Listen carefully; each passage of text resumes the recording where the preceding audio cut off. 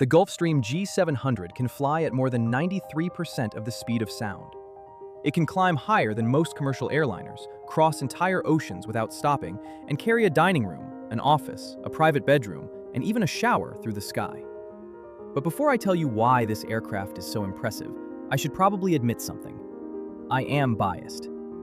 Because I have actually flown on the Gulfstream G700, and out of everything I experienced that entire year, that flight was the highlight, by far.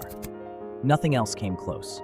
Now, I am not going to invent a dramatic 15-hour journey or pretend I crossed the entire planet aboard it. The honest version is already enough. I got to experience an aircraft that most people will only ever see through photographs, airshow footage, or the window of another plane. And after flying on it, the question I kept returning to was not simply, how luxurious is it? It was this. How do you build an aircraft that is doing something so violent outside while making almost nothing feel like it is happening inside? Because outside the windows, two massive jet engines are pushing an aircraft weighing tens of tons through the atmosphere at almost the speed of sound. Inside, Gulfstream wants you to feel as though you are sitting in a quiet room that simply happens to be moving. And understanding how they achieve that means going back to a problem Gulfstream created for itself. The problem was the Gulfstream G650. When the G650 entered service in December 2012, it became the fastest civilian business jet in the world. It could fly 7,000 nautical miles, cruise as high as 51,000 feet, and carry up to 19 passengers in a cabin that looked unlike almost anything else in private aviation. The G650 was not merely successful. It became the aircraft people imagined when they heard the word Gulfstream. It appeared in music, films, business stories, and celebrity culture. For an entire class of wealthy travelers, owning one became a kind of final achievement. You did not buy it because you needed to prove that you were rich. You bought it because you had become rich enough that commercial aviation was now an inconvenience you could permanently remove from your life. And that created a difficult question for Gulfstream. How do you replace an icon when the icon is still one of the best aircraft in the world? The answer arrived partly because of competition. In December 2018, Bombardier placed the Global 7500 into service. It offered 4 separate living spaces, a permanent bedroom, an available shower, and enough range to challenge Gulfstream directly at the very top of the market. Suddenly, Gulfstream was no longer competing only on speed and distance. It was competing on how much life could fit inside an aircraft. Because when a flight lasts 2 hours, a comfortable seat may be enough. When a flight lasts 14 hours, that seat becomes your office, your restaurant, your cinema, and eventually, your bed. No matter how expensive the leather is, eventually, you begin to feel trapped inside it. Bombardier understood that, and Gulfstream's answer was the G700. It was unveiled in October 2019 as the company's new flagship. The aircraft would have the longest cabin Gulfstream had ever created, 20 of the company's enormous oval windows, and space for as many as 5 separate living areas. That last detail is important. These are not 5 rows of slightly different seats. They are 5 actual environments. The front of the cabin can contain a crew rest area or a large galley. Behind that, there can be a meeting space with club seats, then a dining room, then a separate entertainment lounge, and at the rear, a private bedroom with an adjoining bathroom. The passenger cabin alone is almost 57 feet long, excluding the baggage compartment. This is less like selecting a seat configuration and more like designing a small apartment. And having flown on the aircraft, I think that scale is difficult to communicate through numbers. You can say it has 5 living areas. You can show the floor plan. You can photograph the bedroom. But photographs compress everything into a single frame. What changes the experience is that you can physically move from one type of space into another. That sounds like a minor luxury until you imagine spending half a day in the air. You can finish a meeting, leave the table, move into a lounge, close a door, and eventually go to sleep without one activity invading the next. The aircraft allows the journey to have chapters. And that is really what the G700 is selling. Not leather, not polished wood, not the shower. It is selling the idea that a journey does not have to interrupt your life. You can continue working, continue eating, continue having private conversations, continue sleeping. And when the aircraft lands, you are expected to step out, ready for whatever happens next. For the people buying or chartering an aircraft like this, that can be extremely valuable. Imagine someone traveling to negotiate a company acquisition, meet a head of state, sign an investment agreement, or respond to a crisis. The decision they make after landing may be worth far more than the flight. So the aircraft is not designed merely to transport their body. It is designed to protect their energy, attention, and time. That is why some of the G700's least dramatic features may actually be its most important. Its cabin uses 100% fresh air, which Gulfstream says is replenished every 2 to 3 minutes. The 20 panoramic windows allow large amounts of natural light into the aircraft. And while the plane is cruising at 41,000 feet, the cabin can be pressurized to feel like an altitude of only 2,840 feet. You do not look at a low cabin altitude in the same way you look at a marble countertop. It does not photograph particularly well. But after many hours in the air, it may matter far more. The human body does not care how expensive the furniture is. If the air is dry, the cabin is noisy, and sleeping is impossible. So Gulfstream's real luxury is the removal of discomfort. The air should not feel stale. The lighting should not destroy your sense of time. The engines should not constantly remind you that they are there. And the cabin should not make you feel as though you have been sitting at the altitude of a mountain for an entire day. The greatest compliment you can give the aircraft is that much of its engineering becomes invisible. But outside that cabin, the G700 is still an extreme machine. Its first flight took place on Valentine's Day in 2020, officially beginning the flight test program. It was powered by 2 Rolls-Royce Pearl 700 engines, each producing 18,250 pounds of takeoff thrust. Rolls-Royce developed the Pearl 700 specifically for this new generation of Gulfstream aircraft. Compared with the earlier engine architecture used as its benchmark, it offered a 12% improvement in thrust-to-weight ratio and approximately 5% greater efficiency. That combination matters because the G700 is trying to achieve 2 things that naturally fight each other. It needs to be larger, but it also needs to be fast. More cabin normally means more weight. More weight requires more lift. More lift can create more drag, and more drag usually demands more fuel. So building a longer aircraft is not simply a matter of stretching the fuselage and adding another sofa. Every change affects the wing, the engines, the landing gear, the center of gravity, the handling, and the amount of fuel required to complete the mission. This is where the G700 stops being a flying mansion and becomes an aviation story.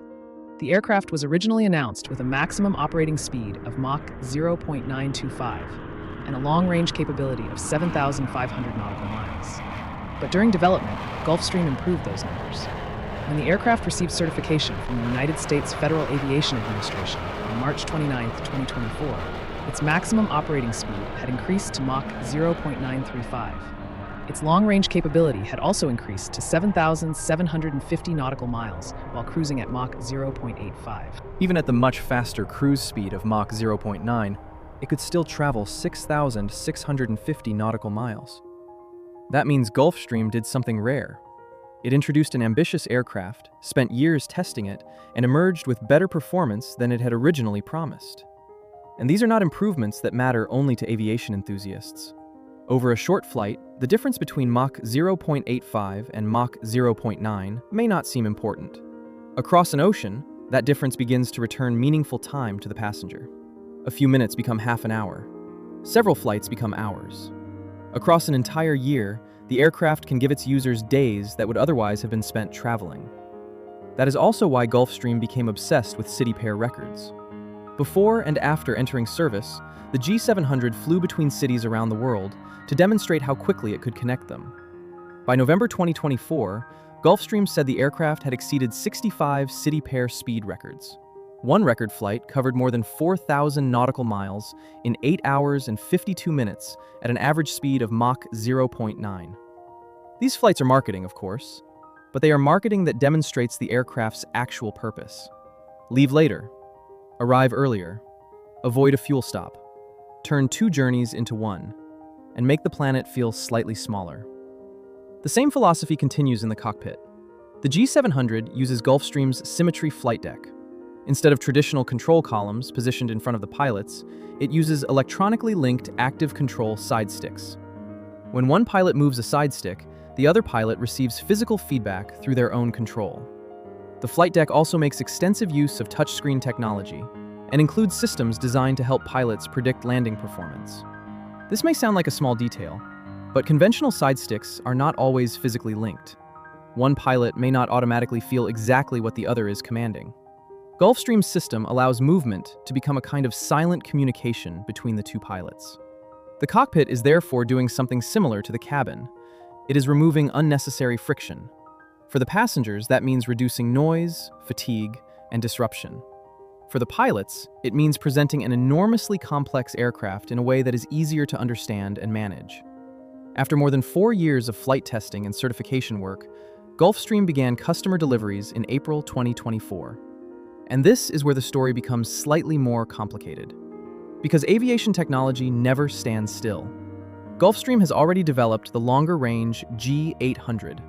Bombardier has introduced the Global 8000 with a top speed of Mach 0.95 and a range of 8,000 nautical miles. So the G700 cannot simply rely on being the aircraft with the biggest number forever.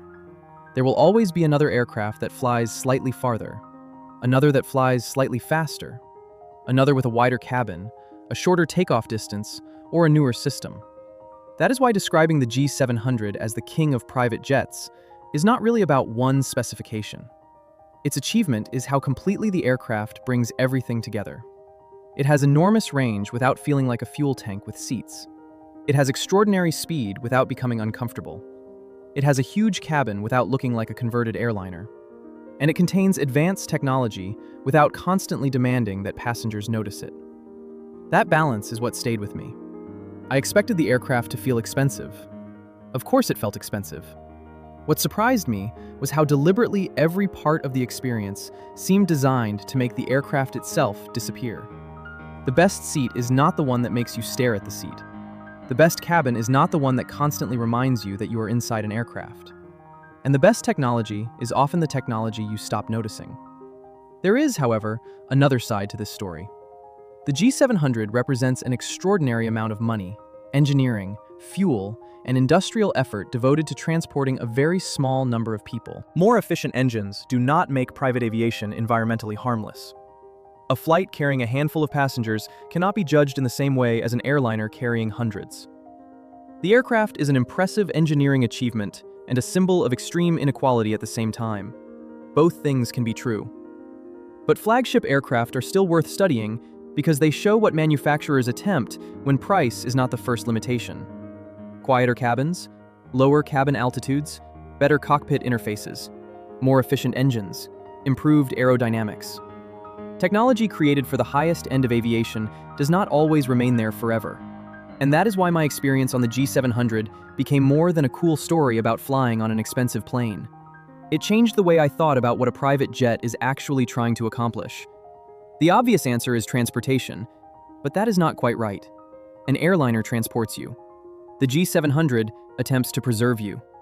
It tries to protect your sleep, your concentration, your privacy, your schedule, and most importantly, your sense that the journey consumed part of your life. Outside, the aircraft is crossing oceans at nearly the speed of sound. Inside, it is trying to make distance feel irrelevant. That is the contradiction at the heart of the Gulfstream G700. It is one of the most complicated machines in private aviation, built to make the experience of traveling feel almost effortless. And yes, I am still biased. I flew on it. It was the highlight of my entire year. But after understanding what Gulfstream had to build to create that experience, I think the bias is at least understandable. Because the G700 does not merely take wealthy people to distant places. It is an aircraft built for people who believe that even distance should be negotiable.